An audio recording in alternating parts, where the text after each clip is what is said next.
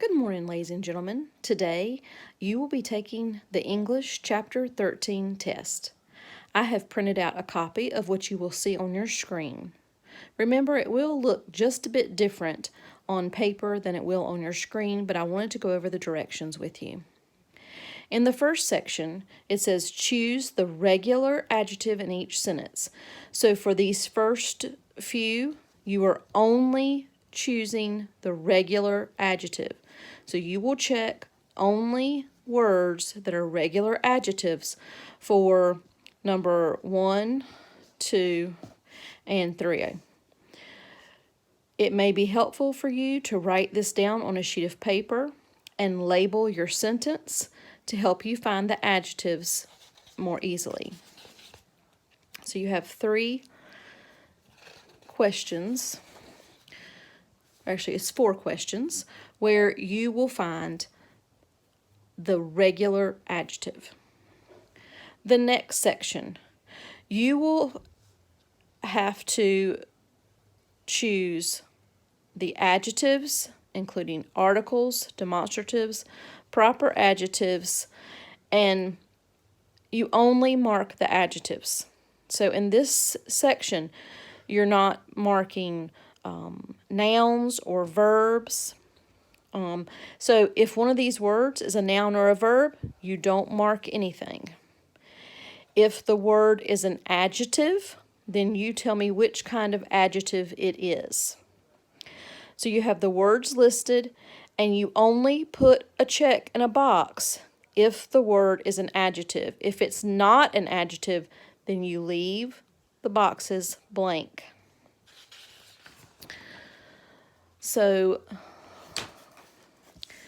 you will have 4 questions where you are just choosing the adjectives, and the words in the sentence are listed, and you only mark the box if the word is an adjective, and then you tell me which kind of adjective it is. If it is a noun, you mark no boxes. The next section says choose the adverb in each sentence.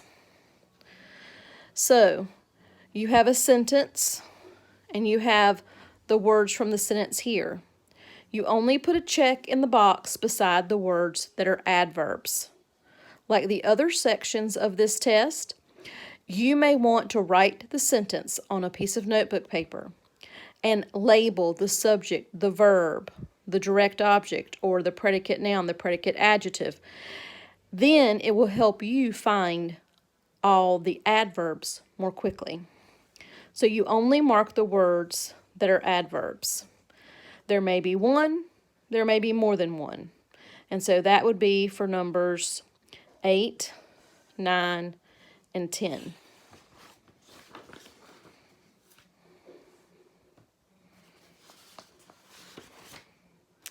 Then you'll get to a section where it asks you to add ER or EST. And here's the directions for that. You'll write ER or EST forms of each adjective. And remember on the review, I asked you to type it like this, no capitals, the word with ER, comma, then the word with EST. Try to remember to type it that way, and Mrs. Pike and I will double check and make sure the computer doesn't count your answer incorrectly. So you will be writing the ER or the EST forms for these 3 words. The next section, you are going to choose which sentence pattern this sentence is.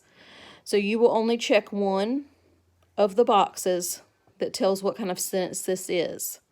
Again, I highly recommend copying the sentence on a sheet of paper, labeling the subject, whichever type of verb it is, linking or action, DOs, direct objects, predicate nouns, PNs, predicate adjectives, PAs. That will help you decide what sentence pattern is correct for this sentence.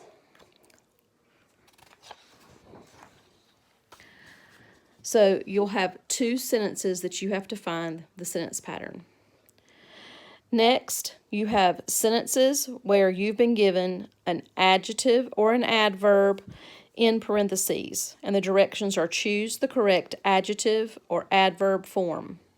So you'll read the sentence, and you have to decide which one of these is the correct word or words to go in this spot. The same here.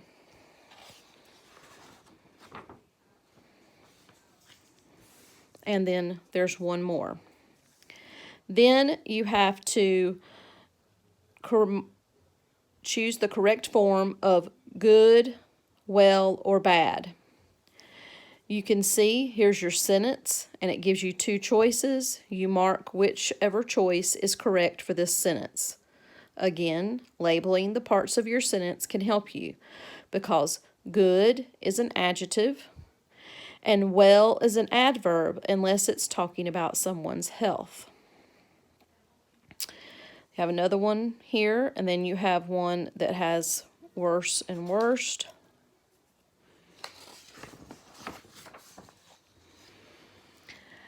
Then we get to the section where you have to talk about the conjunctions. So you will need to copy this sentence on a sheet of paper. You need to label the sentence pattern. You're going to type the word that is the conjunction on this blank. That will be and, but, and or. Only those three are conjunctions.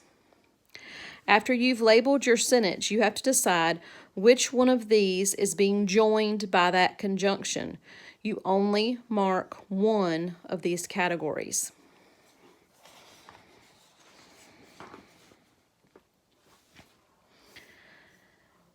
Again, you have the question sentence, what is the conjunction, what is it joining? And that takes you all the way to question B, 25B. If you have any questions whatsoever, remember to reach out to Ms. Pike or I.